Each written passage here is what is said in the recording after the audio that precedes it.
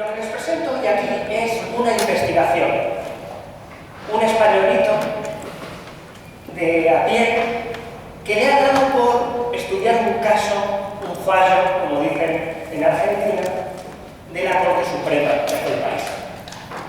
Me parece que es un caso increíble, interesantísimo, yendo más allá del propio fallo, obviamente. Yo he empezado a investigarlo. Hoy les traigo aprox un 30% de lo que llevo investigando. Se lo quiero mostrar, lo someto a su crítica, a su análisis, a su opinión. El miércoles que viene por la noche tomo un avión y me voy a Buenos Aires para seguir investigando sobre el terreno durante el verano. A ver si consigo descifrar el misterio de este caso. Esto es como el monstruo del lago Ness, el jurídico. Porque yo hasta ahora no he conseguido entender realmente qué pasa aquí. Igual ustedes me hacen ver la luz.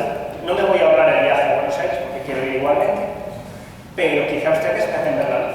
No lo sé. La historia del caso es muy sencilla. 1957. Yo no había nacido. Me siento joven. En ese año pasaron 3 acontecimientos muy relevantes. Nuestro primer perro astronauta. ¿Se acuerdan que Laika se fue de paseo por ahí? Con el Sputnik. Se estrenó un peliculón. El que no lo haya visto se lo recomiendo. Senderos del Odio. Que por cierto, un film muy interesante antibelicista de Stanley Kubrick. Y 3, yo aquí me pierdo un poco, pero dicen que es muy famoso, falleció Pedro Infante. Actor y cantante muy reconocido, sobre todo por sus temas.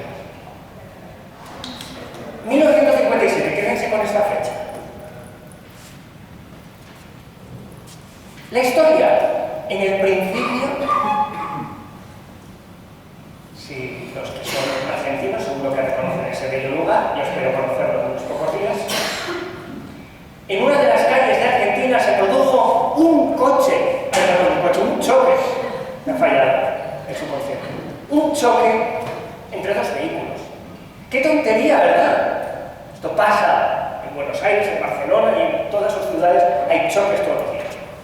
Un despistado chocó con otro vehículo. ¿Sí? Protagonistas de la historia. El conductor del coche víctima, para que me entiendan. No sé cómo expresarlo de una manera no sé cómo expresarlo de una manera más correcta.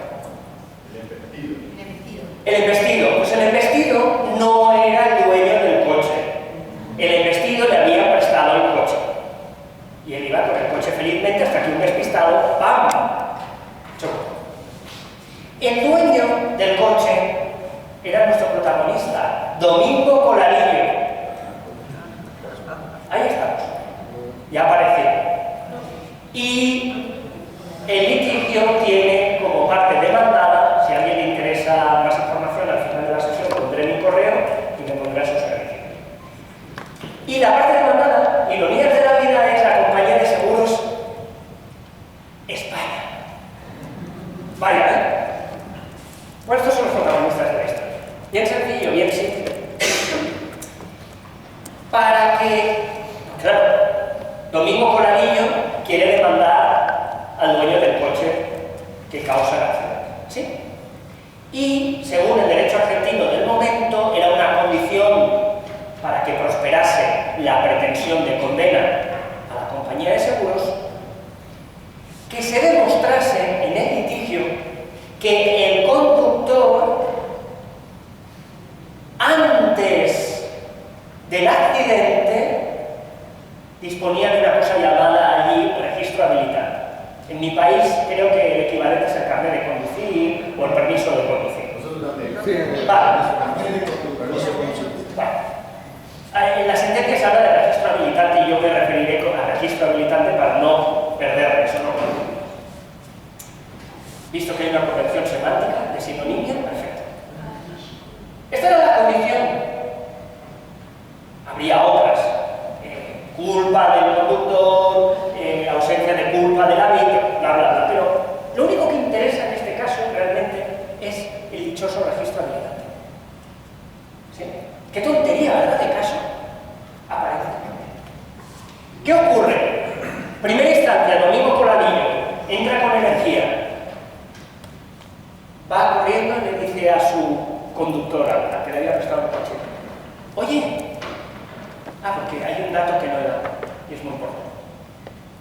Cuando se produce el accidente en España, acude la policía y levantan un informe que aquí se llama atestado. Allá no sé cómo se llama. Perfecto. Parte policial, acta de denuncia, ¿cómo se llama? ¿Ok? Y la policía, no sé cómo, recoge en el acta, en el atestado, que el conductor chocado o embestido no tenía registro habilitante. Y claro, la compañía de seguros España, los de España somos aquí un poco de la peseta, del euro, y decimos: uy, qué bien, pleito ganado. ¿Sí? Y Domingo Coladillo, que no sabía, le dice a su conductor: espabila, ¿tienes el...? No, no sé, no encuentro. Y Domingo Coladillo dice: oye, espabila y vete a las autoridades municipales de Buenos Aires, a la municipalidad, etcétera, y pide que te certifiquen que tú tenías registro habilitante antes del accidente. Pues esto es una condición básica, ¿correcto? Bien. ¿Qué ocurre? Que las solicitudes de Domingo Coladillo se pierden en la noche de los tiempos. Esto es poético, pero en parte es verdad. Primero no le responden. Cuando le responden le dicen: señor Coladillo, usted lo ha hecho mal. Aquí no hay que venir con el nombre y apellido, sino que hay que venir con el número de registro, que era el 2.620.000, no me acuerdo. Una burrada. Vale, mire, este es mi número. ¡Hala, búsquelo! Pasa el tiempo. ¿Sabe qué? Es que no lo hemos encontrado. ¿Sabe qué? Después de meses, hemos llegado a la conclusión de que Buenos Aires solo llega hasta el registro habilitante 460.000. Si usted es el 2.600.000, va a ser que no es aquí. Y lo mandaron a buscar a no sé dónde. ¿Sí? De momento, ni certificado, ni nada parecido. Coladillo empieza a tener sudores fríos. Va a perder el crédito.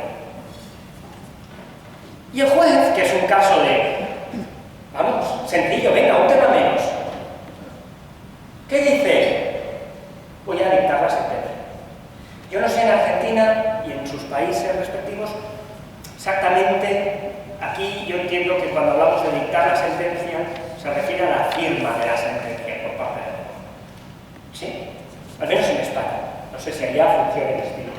Pero el momento clave para decir que una sentencia está dictada en España es la firma. ¿Sí?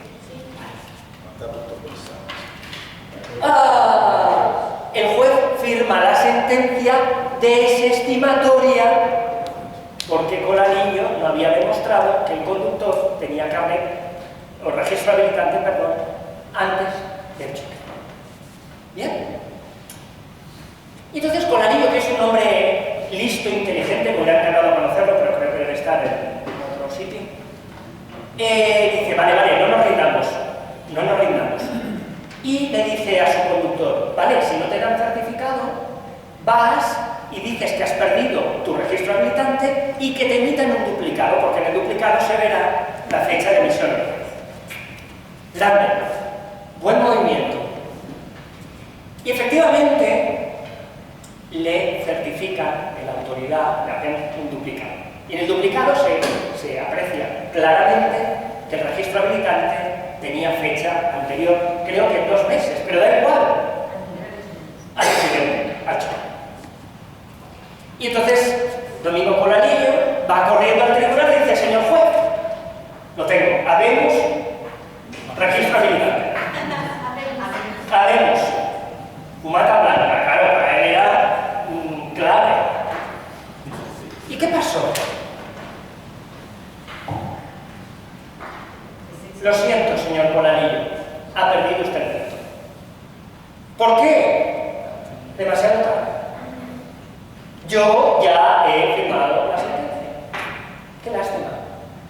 Colalillo monta en cólera, duda de si quemar el juzgado o apelar. Y le dice, no lo queme, no sea que va a unir a la cárcel. Recurran. Y recurren a apelación. Recurren a apelación y uno de los motivos fundamentales del recurso es la acción objetivamente debería haber prosperado porque se cumplía una de las condiciones para el éxito de la protección, que era la existencia previa del registro habilitante por parte del conductor chocado o investido. La compañía, esto es un comentario marginal, los españoles somos unos cabezones y la compañía de seguros también recurrió a pesar de haber ganado, pero aquí me pierden los detalles, porque consideraba que el juez no había tenido en cuenta la excepción material de prescripción de la acción de Colalillo. Pero no me pregunten más sobre eso. Total, apelación. ¿Adivinan qué pasó en segunda instancia? De nuevo. ¿Por qué? Usted no me venga, porque yo creo que al recurso de apelación acompañaría al registro habilitante otra vez. Y la Corte le dice, mire, haga lo que le dé la gana, pero que llega tarde. ¿Qué parte de llega tarde no ha entendido? ¿Vale? Pues llega tarde.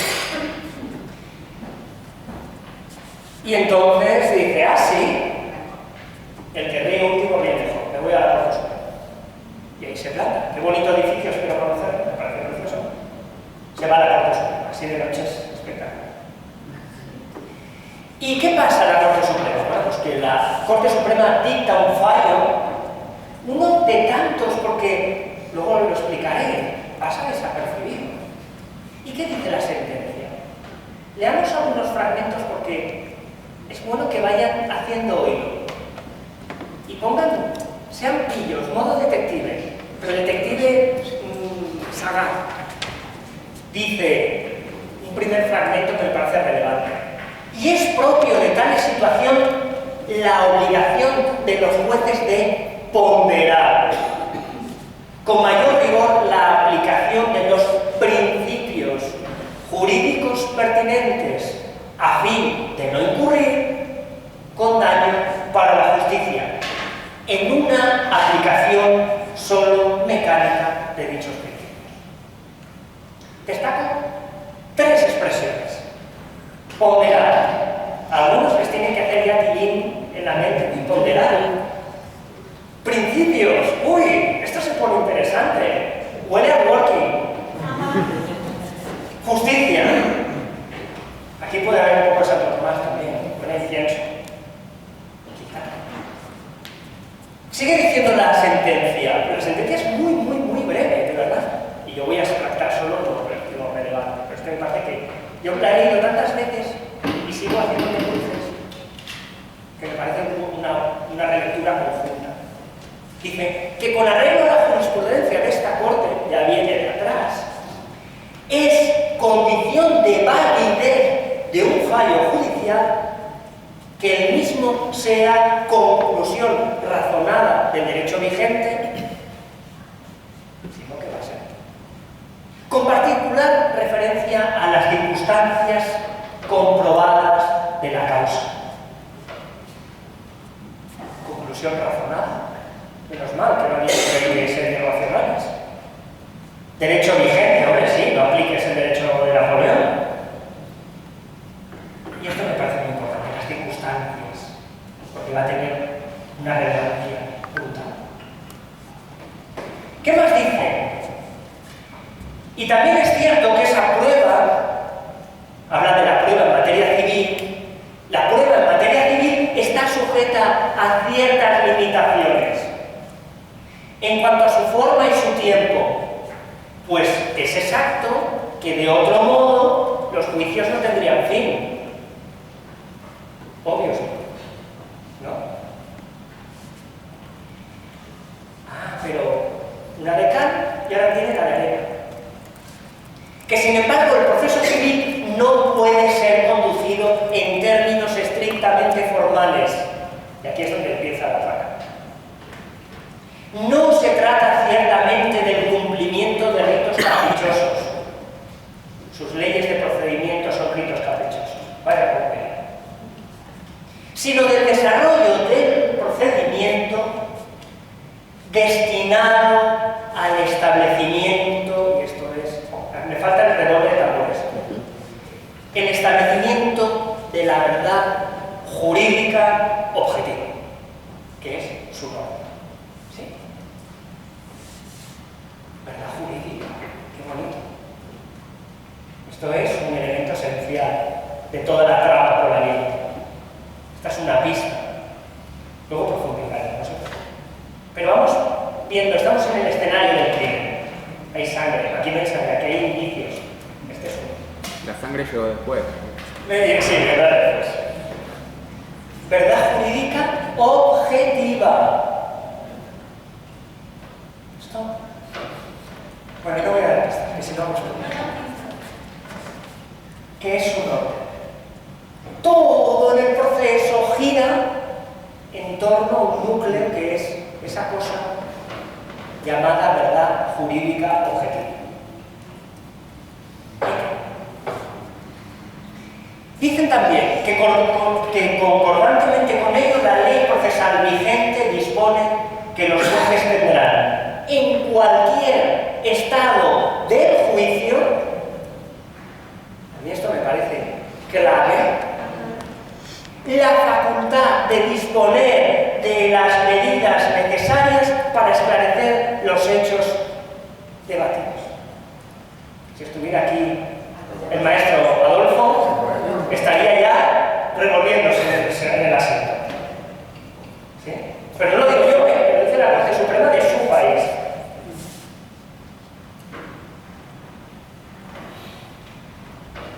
Y cuando dice la sentencia, el juez renuncia a buscar la verdad y hacer lo que haga falta para llegar a esa verdad jurídica objetiva, cuando el juez no hace eso, cuando el juez prescinde de buscar la verdad jurídica objetiva, la sentencia no es aplicación de la ley a los hechos del caso, sino precisamente, y aquí entra o aparece una palabra mágica, sino que es precisamente la frustración ritual de la aplicación del derecho.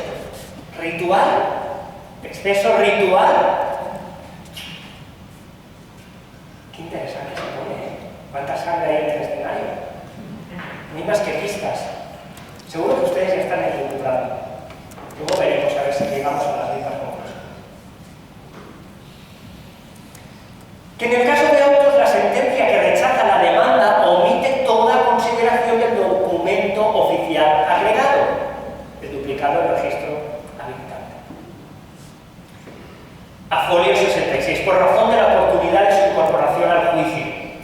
Y aun cuando la solución del pleito puede depender de la existencia y autenticidad de la licencia en cuestión, el fallo se limita a comprobar la extemporaneidad de su presentación, el túnel.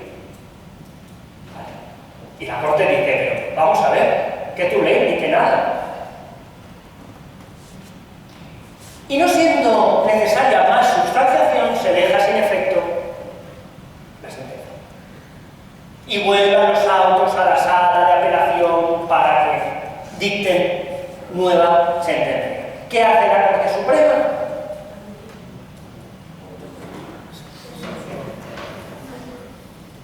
¿Vale? Bien, ¿no? Hay algo que... ¡buah! Me puede. Ustedes, porque, claro, yo les puedo estar engañando en este momento, soy buena gente y creo que no les estoy engañando, no pretendo engañarlos, pero me podrían decir, bueno, has leído lo que te ha interesado de la sentencia. Bueno, he leído realmente lo relevante de la sentencia. Faltan 3 párrafos más para haberla leído toda, o sea que tampoco he escatimado nada en especial. Pero se pueden creer, y esto es lo que más me obsesiona de esta sentencia, que la Corte Suprema no dice ni pío, en España decir ni pío significa mudos, con respecto a esas normas procesales demoníacas, aberrantes, que se han utilizado o aplicado de manera formalista. Es que no se menciona nada, no existen. No existen.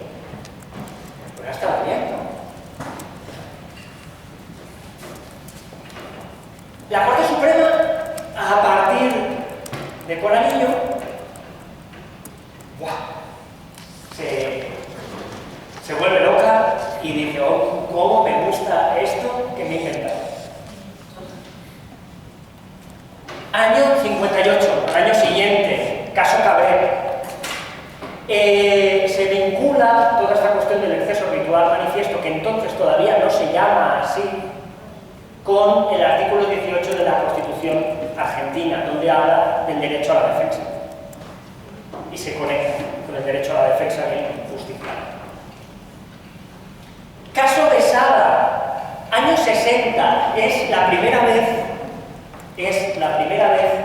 que aparece la expresión exceso ritual manifiesto. La primera vez que se emplea. Y a partir de aquí, juntos para siempre. Caso Manzarote, La Pica, 71, caso Colombre, 75, caso Weiner, donde el caso Weiner, fíjense que estamos ya en el 79, yo ya había nacido. Es la primera vez que se desarrolla la noción de verdad jurídica objetiva. Hasta ahora todo el mundo había hablado de la verdad jurídica objetiva, pero yo creo que nadie sabía realmente qué era eso.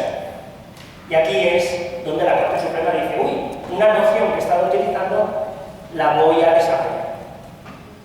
Bien. Y a partir de aquí, claro, Coralillo es como una especie de volcán en medio del océano. Y se organiza un tsunami. Que ríanse del de Indonesia o el de Tailandia o donde fuera.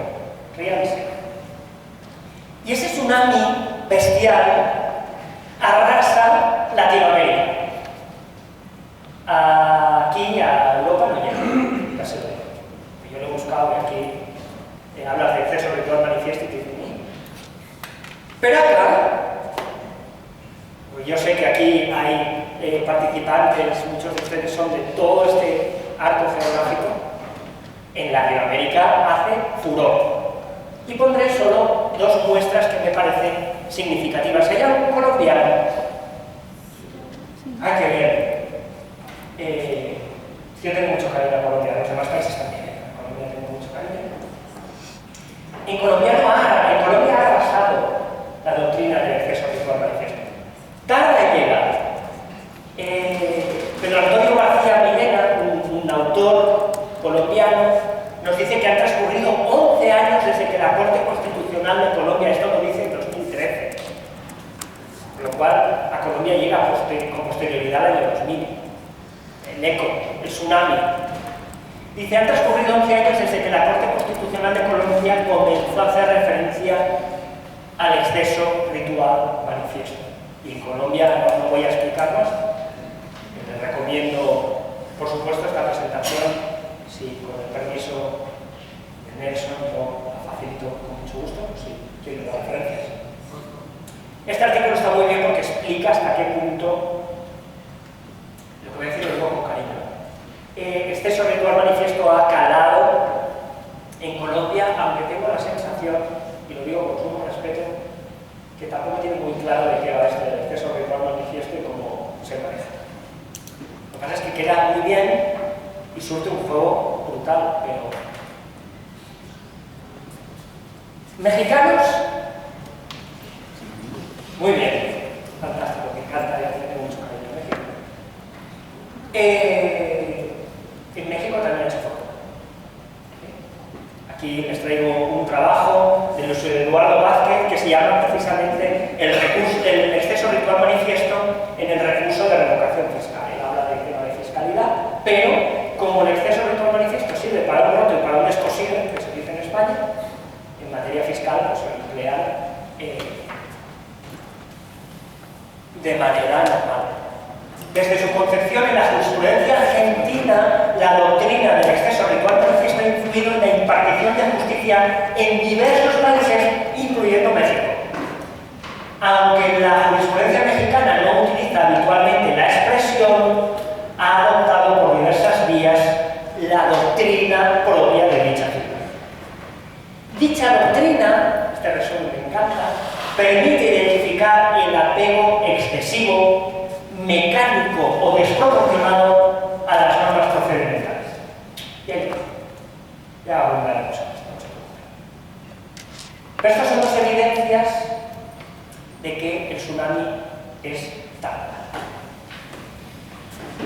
Respiramos.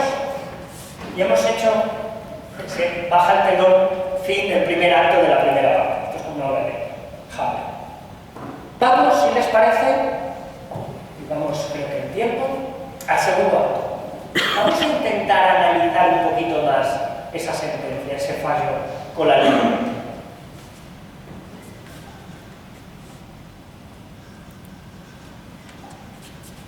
Ponemos la lupa. Pero yo haré alguna trampa que a veces explicaré. Volvemos a la Argentina. Nos hemos paseado a Colombia, México, volvemos a Buenos Aires. De hecho, volvemos a la Corte Suprema. Volvemos al año 1957. Reparen que es 1957. Hay que poner todo en contexto.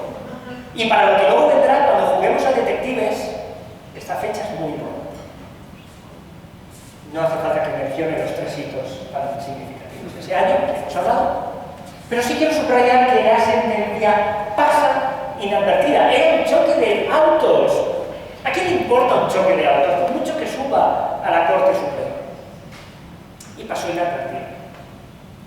Lo que explica, hasta donde yo sé, a partir del jueves que viene, quizá el cuento cambie, yo no he sabido descubrir ningún comentario a ese fallo que fuera justo posterior a la publicación del Facebook. Hasta 8 años después no hay ningún análisis de esa resolución. Caramba. Eso da cuenta de que pasó inadvertido, que es lógico. 8 años después hay un primer comentario que no hace mención directa al tema. Es circunstancial. Debo reconocer que no he podido acceder. A partir del jueves me voy a volver loco por conseguirlo, pero este no habla exactamente. Este señor de aquí, ¿alguien lo identifica? Genaro Carrera. Un gran jurista argentino que creo que tenía mucho de filósofo del derecho y que tiene una trayectoria bien curiosa, pero no voy a hablar ahora de eso, pero es bien curiosa su trayectoria. Y escribe un artículo, publica un artículo en la revista Jurídica de Buenos Aires en el 65, 8 años después, que se llama Sentencia Literaria. Luego escribió una monografía sobre el tema de la sentencia, muy reconocida y muy famosa. Es su tesis doctoral. Es su tesis doctoral, mira, pues esto no lo sabía. Bueno, espero adquirirla ahora que vaya. Voy a volver a oficializadísimo. Pero lo interesante es que el propio Genaro escribe un artículo años después, que este sí me interesa porque toca de lleno el fallo colonial. Y recomiendo su lectura. Para estar de acuerdo o en desacuerdo, pero recomiendo su lectura. Se llama este sobretual manifiesto, se titula y Garantía Constitucional de la Defensa en Juicio. Se publica en el Centro de Estudios Institucionales Argentinos. Año 90. Anda que no he oído, desde 57. Pero es interesante.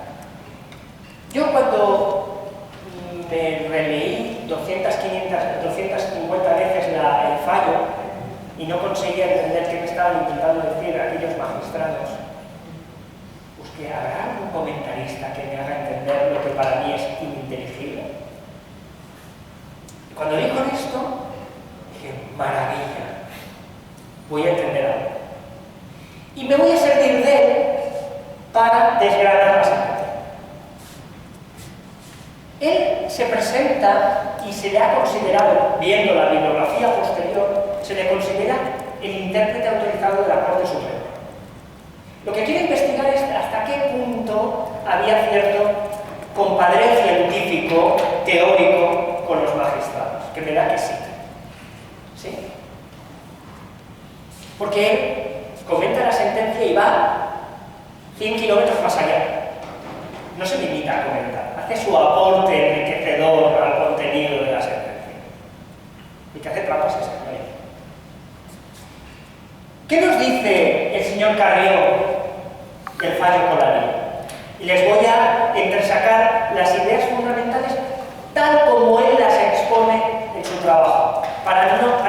intentar no defraudarlo o...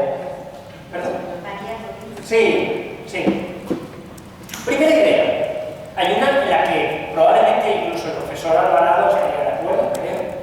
No se está acabando lo que diga, puede ser utilizado en mi contra. Creo que él compartiría que el proceso judicial está al servicio del derecho material. Parece casi una obviedad. De hecho, se le ha llamado tradicionalmente derecho adjetivo y siempre nos dicen a los de procesado que somos vagales de procesado. El que sabe derecho hace derecho y el que no procesa.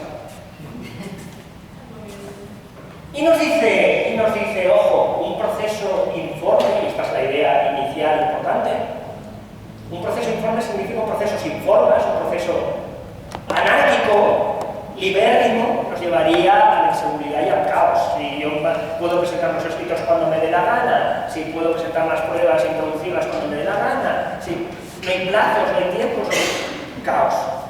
Si la administración de justicia en España ya va mal, si fuera así sería un desastre. ¿Qué más nos dice? Esto me empieza a gustar mucho y les pido que aquí se agarren porque empiezan las curvas. Dice, en el derecho hay reglas y excepciones. Es cierto. Pero ojito con esto. Porque esto va a ser el trasfondo de mi ponencia de hoy. Lo del exceso habitual manifiesta otras cosas. Yo voy aquí. Y dice, a propósito de lo primero, los jueces tienen que sacrificar a veces las formas. Cuando sea necesario, señor juez, si hay una forma procesal, usted mira para otro lado. No pasa nada. Las reglas, y esto me encanta, sí, seguro que ustedes están versados y esta tarde que va a venir una auténtica eminencia del derecho, uno de mis maestros, y lo adoro, lo digo públicamente porque es así. Va a venir alguien que quizá les hable algo de esto, y a mí me encanta cuando habla de esto, pero es que soy un falso. Y una de las cuestiones que subraya de las corrientes dominantes en el pensamiento filosófico actual es la idea de que las reglas sí obligan, pero solo en principio. Prima facie. Y Careo me hace gracia porque dice esto y digo, anda, míralo tú. Te estoy pillando, que ya sé por dónde vas, ¿eh? Y esto es especialmente importante porque añade, obligan en principio, a menos que haya excepciones implícitas que concurran en el caso. Y ahí la regla, no lo dice así porque esa expresión que la regla no utiliza, pero la regla es derrotada. ¿Por qué? Por las excepciones implícitas. Aquí ha salido la segunda palabra clave de mi exposición. La derrota, la derrotabilidad, que es un negativo de la teoría general del derecho y del derecho procesal internacional. Aquí no son compartimentos estancos, hay compartimentos estancos. Y nos dice, señores jueces, piensen que en muchas ocasiones habrá buenas razones. Lo de bueno es ambiguo. En España la expresión bueno, según que lo hables, es ambiguo. Puede haber buenas razones para no aplicar una norma de derecho positivo que está, digamos, reconocida, una regla de reconocimiento, ha sido aprobada, ha seguido todo el procedimiento, es perfecta, pero se la ve. A veces hay que mirar para otro lado. Está muy bien sus códigos. No sean tan estrictos. Lo dice Carrera, ¿no? Yo desde luego no. Y por supuesto, esta posibilidad de mirar para otro lado se va a producir igualmente con respecto a las reglas procesales. Y si me apuran, y ahora lo veremos, entre líneas dice que en el derecho procesal es el lugar ¿Nosotros? Ceder. Ceder. Caramba. Y hay un momento, lástima que los textos no tienen sonidos. En el futuro los documentos PDF tendrán sonidos y los momentos clave, una trompeta, un tambor, algo, que esto me decía. Dice Carrió, que el juez puede decidir contra el ejemplo y que no pasa nada, que nadie se rasgue las vestiduras. Es perfectamente posible. ¿Por qué? Dice, porque hay situaciones que él considera o apareja un estado de necesidad. Claro, hay que pensar que el legislador no es Dios, que el legislador no ha podido contemplar al momento de redactar la norma, la regla, mejor dicho, en todos los posibles supuestos que podrían darse en relación con esa norma en el futuro, y siempre nos vamos a dejar situaciones que dices, esto no me encaja, y no lo he contemplado. En esos supuestos es donde el juez va a poder decir, esta regla no me funciona, y decido prescindiendo de esa regla, contra ella. ¿Hasta aquí vamos bien? Y esto me encanta.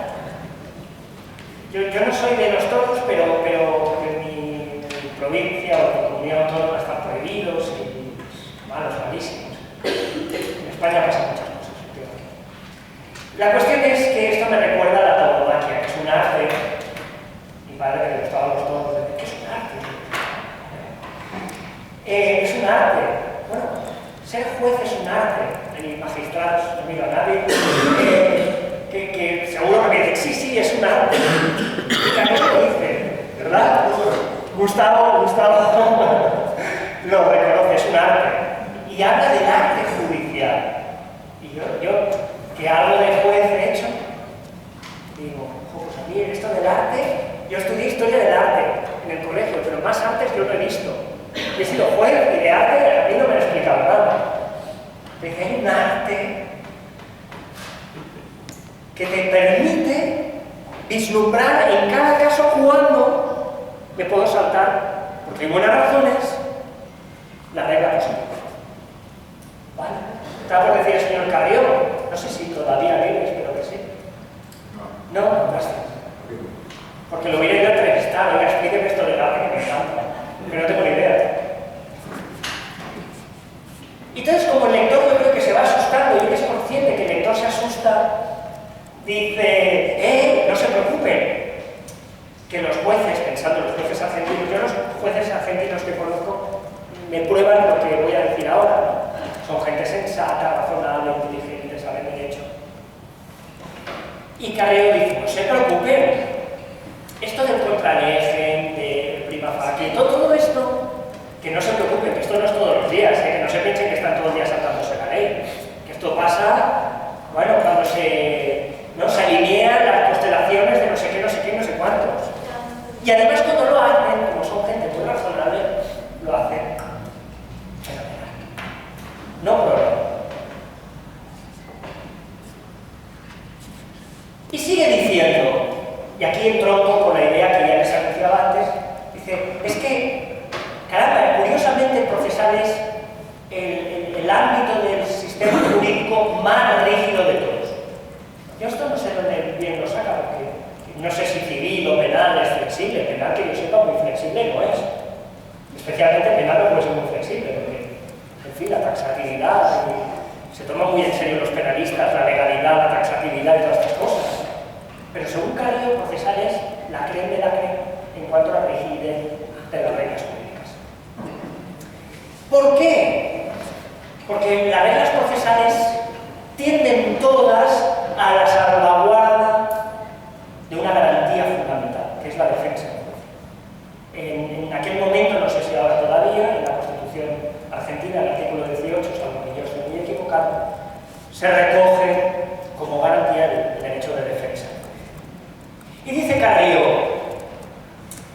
las normas procesales han de ser muy rígidas, pensando en el derecho de defensa, tanto en positivo como en negativo. ¿Qué significa esto? En negativo es que las normas han de ser rígidas para que nadie quede indefenso.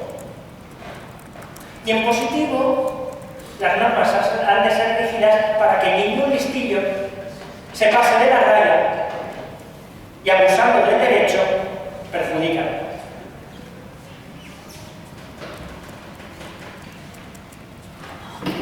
Y ahora nos vamos acercando al final de su planteamiento, donde ya la cosa se pone a 500 grados de temperatura. Dice, en el derecho procesal argentino está prohibido que los jueces creen excepciones. ¿Vale? Sin embargo, esta prohibición, señores y señoras, no tiene carácter absoluto. Y aquí ya abrimos la gatera y empieza a tocar. Dice, sí, la regla general es que los jueces no pueden generar más excepciones que las que ya están recogidas en el derecho positivo, como excepciones explícitas. ¿Sí? ¿Vale? Pero es que ahí no crea nada, ya está ahí la excepción, en su código de procedimiento. Esta es la regla general, pero dice Carrió, señores, gracias a Coladillo se introduce una excepción general a la regla general. Hoy vamos a hablar mucho de reglas generales. ¿Y cuál es esta excepción general? Que sí cabe hacer excepciones, excepciones implícitas que no están recogidas en el texto normativo, pero hay que hacerlas por la sencilla razón de que si no lo hacemos, el resultado que alcanzamos es, o puede ser, absurdo. ¿Van a admitir ustedes algo absurdo? ¿No, verdad? Pues hagan excepciones, señores. Venga, va, ya está tardando. Y nos plantea Coladillo como una muestra significativa de una excepción implícita que lleva a que se aplique una misteriosa, desconocida y anónima regla procesal. Una o dos. Yo tengo la teoría de que hay dos. Pero hasta que no vea el expediente, que me están buscando, él hace mención, y voy a pasar de puntillas porque no quiero perder el tiempo con esto, él liga esto, él dice, ostras, qué interesante, el exceso ritual manifiesto va a pasar a ser en Argentina, o ha pasado a ser en Argentina, una causal de recurso extraordinario por la arbitrariedad de la sentencia. Y esto es muy interesante. Porque, claro, está habiendo en Argentina, hasta donde yo he entendido, la espoleta para cuestionar cualquier fallo ante la Corte Suprema por la vía de la arbitrariedad de la sentencia, sacando el estandarte del exceso ritual manifiesto. Para mí esto es un terremoto, porque ya puedes cuestionar con un poco de habilidad argumentativa prácticamente todo. Y vuelve al mantra de que la hipertrofia de las formas está peleada con la... Bueno, perdón, está conectada, aquí el versus es error, está conectada con la deliberada renuncia a la verdad sustantiva. De hecho, esto es lo que se achaca a la primera instancia y a la apelación del caso propiamente. Obsesión con la forma que nos conduce a desconocer la verdad del caso. La verdad del caso es que el conductor tenía registro habilitante 2 meses antes. Y eso hubiera llevado a la estimación de la sentencia de la demanda de Domingo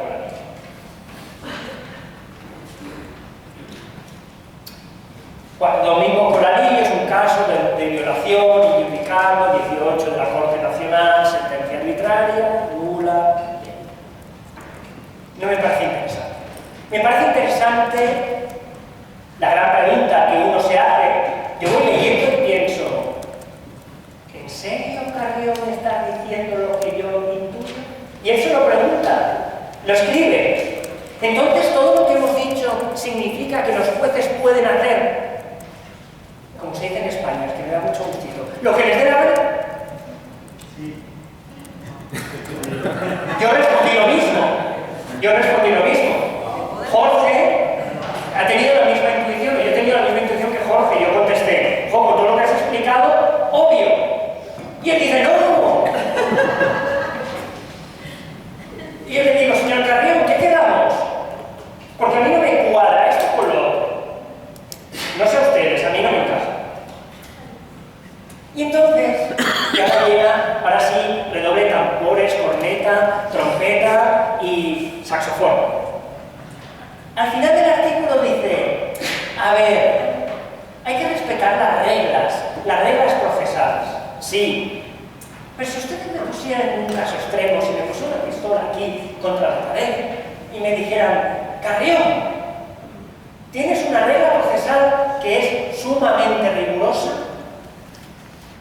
que incluso puede llevar a un resultado, esto a mí no me gusta, pero injusto, ¿qué vas a hacer? ¿Vas a contestar que dura lex, sed lex? Con la pistola. O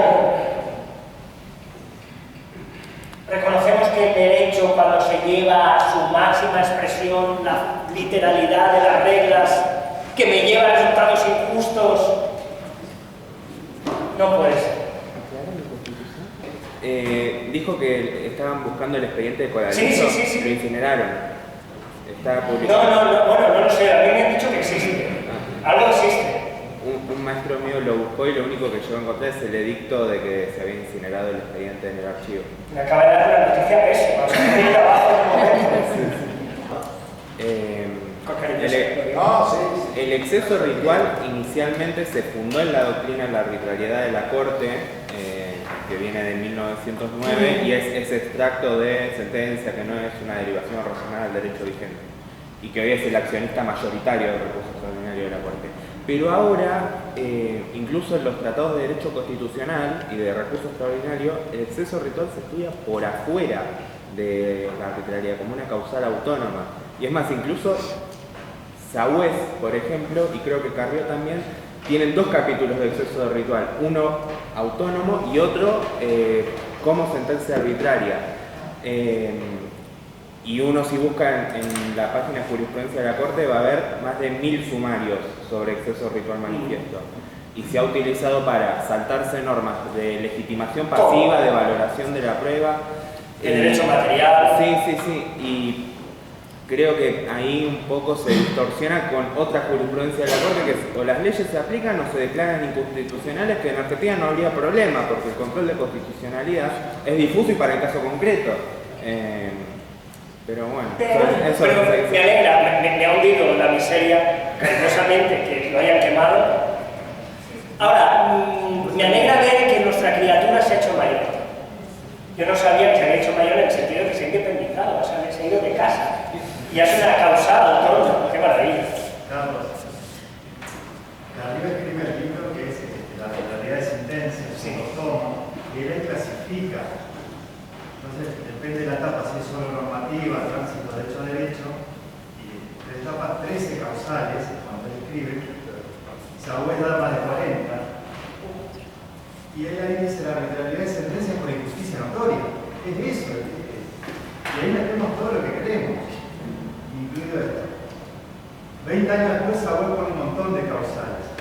Tan es así que Sagüez publica la riqueza en la interpretación de la Corte Suprema de las causales del recurso, que eran 3 en la ley 48.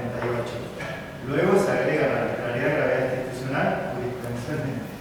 Y Gargarela le contesta diciendo, no es riqueza de interpretación, es que la Corte hace lo que quiere. Bueno, Gargarela lo tengo con un hombre prudente y atinado y efectivamente. Pero había una compañera suya. Sí, a mí me hace ruido el tema del contexto histórico donde se dicta este fallo.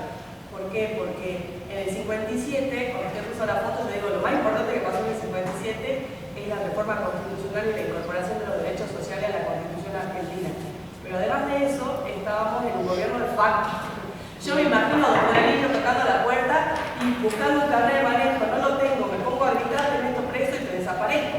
Porque estábamos en época de facto entre el 55 y el 58, y además esa corte era una corte, la primera vez que se derroca la Corte Suprema, y la corte era una corte de facto. Entonces también por ahí el contexto histórico, si obviamente no respetaron la democracia, que bueno, respetar la forma de Es más, esa época es cuando Perdón, explota la un doctrina. segundito. Esta intervención suya, muy brillante, ahora antes del descanso, a ver si consigo llegar, verán que yo buceo aquí un poquito y me va a ayudar. Sí, perdón. Sí, no, que justamente en esa época es cuando explota la doctrina de la arbitrariedad, porque antes había habido nada más 3 fallos, Rocha, Estorania Bordanich y Municipalidad de la Ciudad. Cuando, para en realidad, anular muchas sentencias que se habían dictado durante el gobierno de Perón, tribunales y la Corte empieza a abusar un poco de esta doctrina y ya empieza los propios tomos de la colección Fallos de la Corte empiezan a tener sus capítulos de arbitrariedad de sentencia y tiene su máxima expresión en la época del 90, que es cuando... Exacto, cuando escribe cuando más se habla. Bueno, pues... que elige con la pistola en el pecho. Solo un comentario más y entro en el tercer acto, pero me parece curioso. Carrió no dice, ni Pío tampoco, de las reglas procesales implicadas en el caso. Me parece alucinante. A mí, perdón, ya ven de qué pecogeo, ¿no? ¿Cuál es mi pensamiento jurídico y filosófico? Me da la barbaridad, les he dado muchas pistas, pero... Qué raro, ¿no? Que las normas procesales del caso importaban cero. No sé, yo no me lo explico. Hemos hablado de la historia del caso, hemos analizado la sentencia y ahora viene un ejercicio detectivesco interesante donde su compañera me va a ayudar y donde todos me van a ayudar porque seguro que me ayuda. Vamos a intentar en este tercer acto de la primera parte, tercero y último acto antes del café, que bien suena la palabra café hay que nombrarla, dicen que en las conferencias hay que nombrar mucho la palabra café que la gente se viene arriba. Tercer acto. Hay una película muy divertida que es ¿en qué piensan las mujeres? Bueno, en este caso es en qué pensaban los magistrados. A ver si averiguamos qué tenían en la cabeza cuando generan esta sentencia. Lo digo muy rápido. Y a propósito, ahora ya les habéis velado, yo no he podido acceder al expediente y me parece que es una pena porque yo creo que me estoy perdiendo muchísima información relevante para analizar. Pero hasta ahora no lo consigo. Ojalá lo pueda hacer, quede fuera de las cenizas, quede algo que haya salvado. Ya les he dicho que no hay ni una sola mención en los preceptos procesales, porque no me creo que no se pudiera hacer nada con esos preceptos procesales. Me pregunto, mi intuición procesalista, ¿no había una regla procesal en la Argentina previa al 57 que dijera algo así como una vez firmada la sentencia, prohibido modificar? En España lo hay. Bueno, en España no somos muy allá en técnica procesal, pero si en España hay, en Argentina tiene que haber seguro. ¿Había alguna regla procesal entonces que dijera, en segunda instancia, nada de prueba inédita? Lo que se olvidó se olvidó. Si en España la hay, en Argentina, en ese momento me juego lo que sea que te diga. Según el profesor Alvarado, el derecho procesal argentino bebe mucho del procesal español, de las leyes de enjuiciamiento españolas. Pobrecitos. Hay que ver porque Colarillo es anterior al Código Procesal. Ya, no, estos son preguntas. Yo hago un interrogante, no tengo ni idea porque como nadie me ha dicho qué normas aplica o se aplicaban, no puedo analizar esto. Yo quiero ver los escritos, yo quiero ver las soluciones para ver qué derecho procesal hay en juego. Entenderé algo, espero. Hasta ahora no entiendo nada. Esto que he rescatado es una norma que me da una pista, pero yo creo que es posterior, pero va en la línea de lo que pasa en España. Con respecto a la aportación de prueba en segunda instancia, que hay unos límites muy estrictos. ¿Sí? Lo más interesante, nadie, y cuando digo nadie es nadie, interpreta el derecho positivo procesal argentino en materia civil. Nadie, ni la Corte, ni Carrió, ni los que han escrito después de Carrió, ni Bertolini, que ya hablaremos de él. Dices, ¿de verdad? ¿No había que haber hecho un poco de interpretación de la norma antes de pegar el salto triple mortal con tirabuzón e ir a hablar de cuando te apetezca contra el eje y todos contentos? El no, el amigo Bertolino tampoco, Osvaldo Bojaini, porque tiene un artículo que no me da muchas pistas, lo digo respetuosamente, pero no me da pistas. Yo esperaba que me diera pistas, no me da pistas. Nada.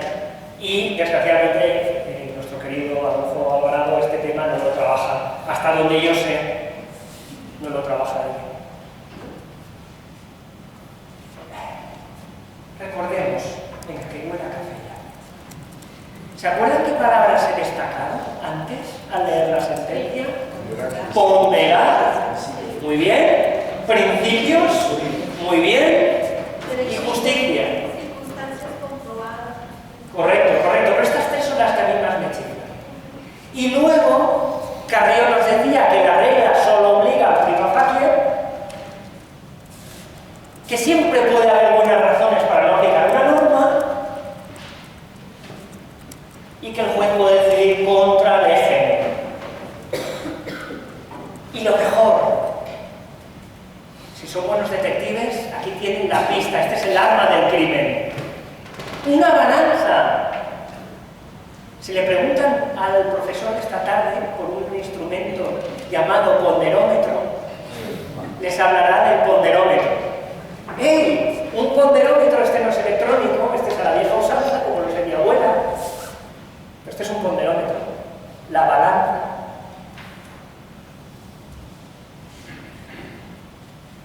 Sean valientes. ¿En qué mejor? ¿En quién piensan con estas pistas que les he dado? Nombres, he oído uno por ahí. Alexi. Vamos por orden de mención. Qué rápido, son ustedes árabes, son buenos detectives. El señor Robert Alexi, que ha venido de Alemania hasta aquí para hacer acto de presencia. ¿Pudo ser Alexi una influencia en los magistrados del fallo? Me encanta lo del fallo. Intento decir a la Argentina. ¿Por anillo? No, por la sencilla razón de que todavía estaba en el instituto. En Oldenburg. Allá, por la selva negra. Con lo cual, no puede ser Alexi la inspiración. ¿Quién más han dicho por ahí que no he oído? Nuestro querido Ronald. Aquí está. ¿Pudo ser Ronald la influencia de los magistrados de la Corte? Su primer trabajo relevante es de 1969. Cuente que nosotros estamos en el 57. Tampoco fue Ronald. Hart le da un impacto antes que se tire. Se suicida. Se suicida y yo con él. Radcliffe no lo he sabido encontrar. ¿Qué les parece si intentamos investigar a los jueces de la Corte que firman al menos la sentencia, el fallo? Alfredo Orgaz, con el número 1, esto es como los partidos de la NBA que van diciendo los nombres del jugador. Con el número 1, Alfredo Orgaz. Este señor se dedica fundamentalmente al derecho civil. Me he dedicado a investigarlos a todos. Les he buscado hasta los antecedentes más oscuros. Y lo que me falta por investigar, lo investigaré ahora. Pero de filosofía del derecho, de teoría del derecho, de pensamiento filosófico, de momento, cero.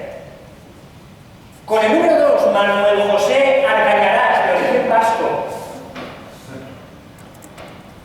Se dedica también al derecho civil, básicamente. Ha escrito mucho de derecho civil, tiene cara de simpático, pero teoría del derecho y estas cosas. Hasta donde yo sé. Y si alguien sabe algo más que yo, estoy encantado de que me diga. Con el número 3, Enrique Valentín Galli, o Gallí, no sé, Galli. Que en Argentina no hacen más que civil, por Dios. Muy bien, muy bien. Y nos queda un cuarto, Benjamín Villegas. Este era el, lo digo en broma, todo esto es broma. Este era el conflictivo del cuarteto, porque este tenía mucho interés en el derecho militar, había sido militar, hasta donde yo sé, le chiflaba el derecho, ya tiene porte militar, le encantaba el derecho militar y se dedica básicamente a cuestiones de derecho militar y tal, y por lo que ha dicho su compañera, eran momentos convulsos, con lo cual yo creo que este tuvo algún rifirrafe con el gobierno de turno y acabó la cosa medio mal.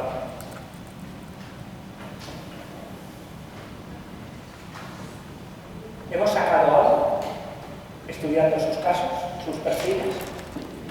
Son cuatro. No.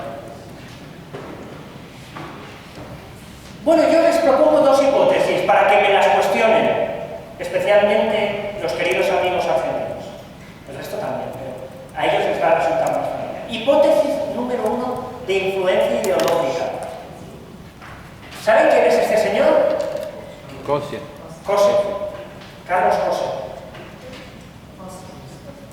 ¿Podría ser Carlos Cosio la influencia directa de los magistrados de la Corte para llegar a decir lo que dice? No. Bueno, un momento.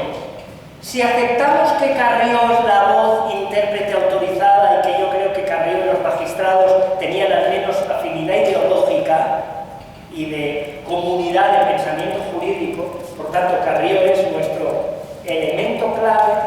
A Carrió le entrevistan, que se publica en la revista Doxa, si no me equivoco, del profesor Atienza. Y le hace una entrevista y él explica que fue alumno de Carlos Cosio en el doctorado, cuando Carrió hace el doctorado, y que los discípulos de Cosio, sobre todo los más jóvenes, que son los más entusiastas, hicieron parte de una cruzada por una nueva visión del derecho. Carlos Cosio alumbra la doctrina de la ergología, que es una cosa a mí me cuesta, esto de reconocer, pero ahí está, se ve que en su momento en Argentina fue el no a más, y están todos emocionados con la ergología, y parece ser que Carrió, y me cuadra, Carrió tiene varias etapas, pasa de un lado al otro, empieza siendo muy cosillano, y luego se va a Estados Unidos y se vuelve realista a lo bestia, y luego trabaja con Hart y se nos vuelve positivista, y al final es un mix increíble. Y bueno, él explica cómo podrían estar influidos todos estos jóvenes por las ideas de la ecología. Vale, ¿y qué dice Carlos Cosio fuera de la ecología que lo podamos captar claramente sobre el problema que nos ocupa? Dice lo siguiente, atentos. El juez, Carlos Cosio, el juez no es un mero aplicador mecánico de normas. En lugar de eso, el juez es un intérprete activo, me encanta lo de activo, que debe entender y contextualizar las normas en relación con las conductas humanas específicas que está juzgando. Esto ya me empieza a sonar, ya hay ecos colanillenses aquí en mi oído. Y dice, el juez debe ser capaz de interpretar las normas de manera que hagan sentido en el contexto particular del caso que está juzgando, integrando ambos aspectos para alcanzar una decisión justa. Ya está con la justicia. Y adecuada. Que esto es la música de fondo de Colalí, la dichosa justicia, precedida por la verdad y precedida por saltarse las normas procesales cuando hay que saltarse, que va a ser casi siempre. El juez es el garante de la justicia, es Don Quijote de la Mancha, modo jurídico. Debe considerar tanto conducta humana como normas jurídicas y actuar de acuerdo a la comprensión del contexto y, esto me encanta, las circunstancias particulares de cada caso. ¿Me suena la tesis del caso especial? Su creador, lo hemos hemos visto en la primera de las fotos de esta serie. Para garantizar decisiones justas y equitativas. Hombre, por esto, solo por esto, digo, huele, Coladillo huele a Carlos Cosi. Es una hipótesis, no digo que sea, es una hipótesis de trabajo. La segunda hipótesis es este señor. Este señor se llama Werner Goldsmith. ¿Y por qué creo que puede ser otra, no sé si junto con o individualmente, otra fuente de influencia en Coladillo? Mi tesis, bueno, mi hipótesis, perdón, pasa por este señor.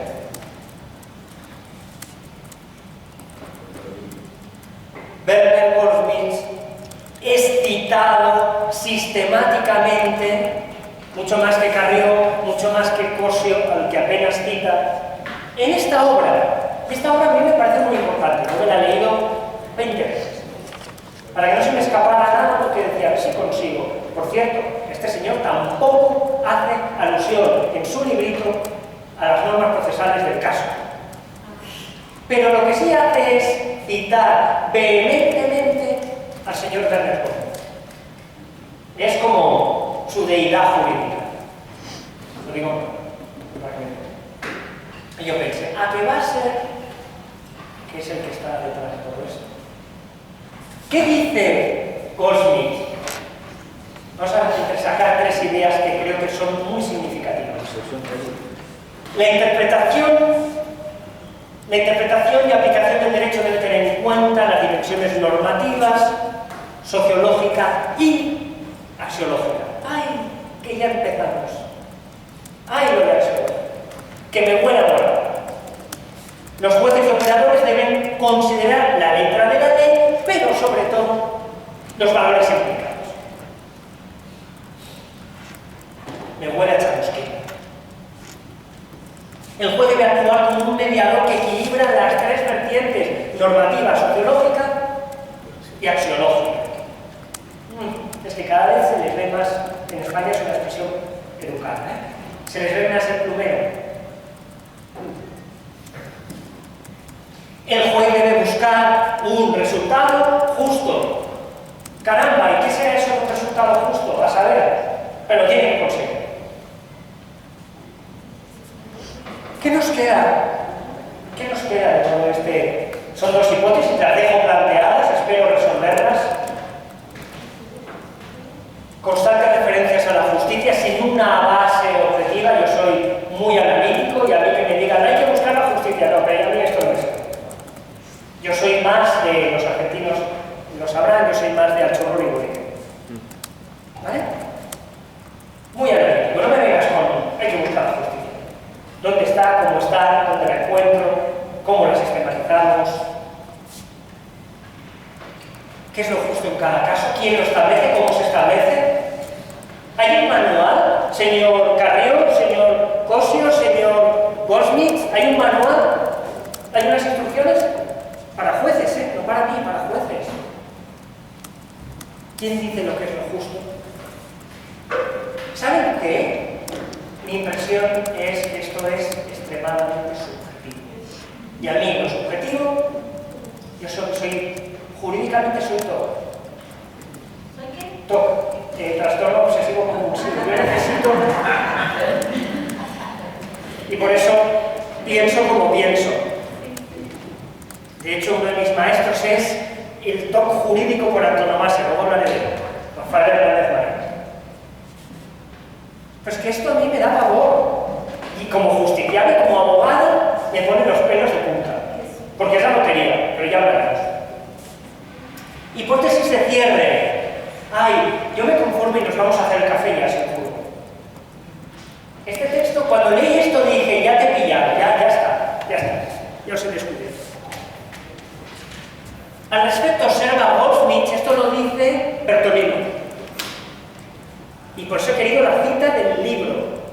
Aquí no hay tergiversación posible. Al respecto, observa Goldsmith que un jurista que niegue la aplicación del derecho natural, y empecé a hiperventilar, opinando que le basta el derecho positivo, se asemeja al morador de una vivienda que rechace el respirar aire de fuera, creyendo que vive del aire de dentro. Ambos ignorarían respectivamente que el derecho natural y el aire de la naturaleza, que bonito, penetran en los espacios cerrados por todos los intersticios y que los moradores de aquellos no viven sino gracias a esta invasión continua e incontenible. Amén. No me digan que un lunes por la mañana esto no es fantástico. A mí me chifla.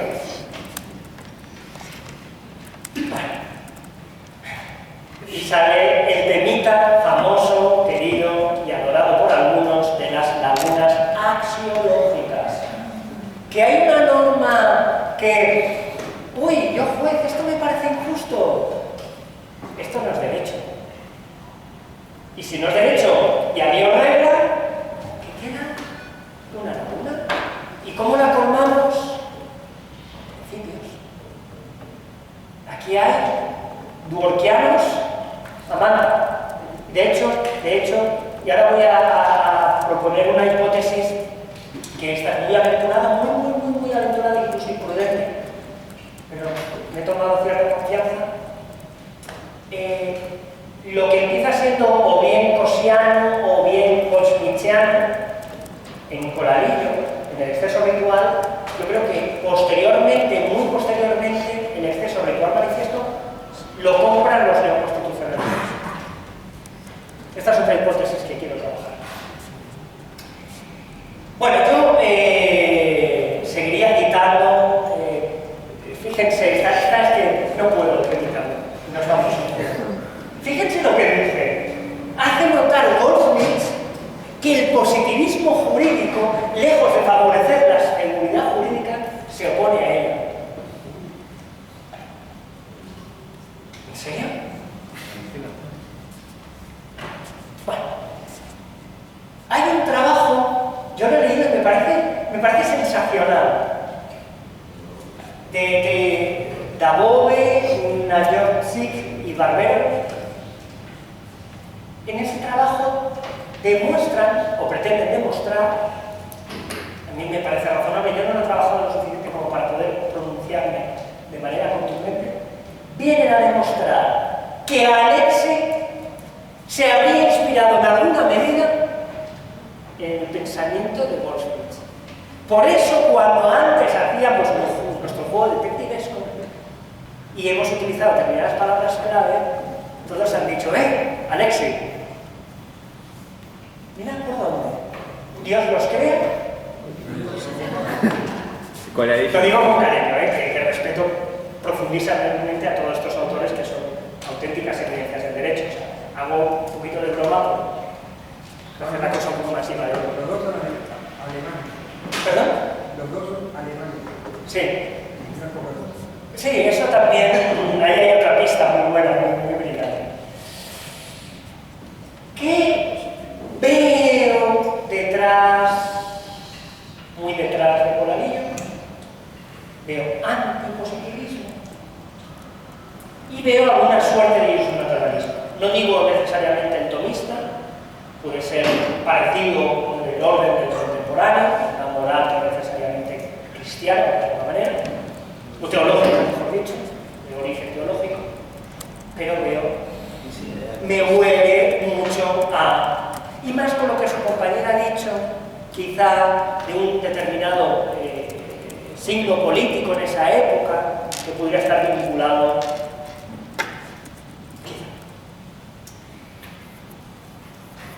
En conclusión, y como cierre de la hipótesis,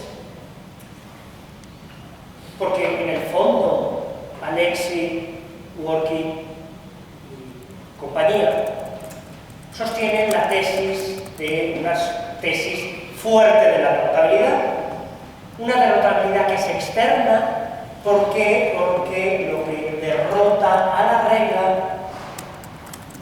en una versión son valores, son elementos extrasistémicos, hablando del sistema jurídico, y en otros casos lo que derrota la regla son los principios que son los valores juridificados. ¿Sí? De esto sabe infinito el ponente de esta tarde, quizá algo sobre esto, algo me dice que algo. ¿Sí? Por tanto, ¿qué es, en resumidas cuentas, según mi hipótesis, lo que está detrás o lo que resume Corralillo a la perfección? Derrotabilidad en sentido fuerte y derrotabilidad externa. Se lo hagan ahora. Volvemos a, si les parece, si hay alguna cuestión o si no, la dejamos.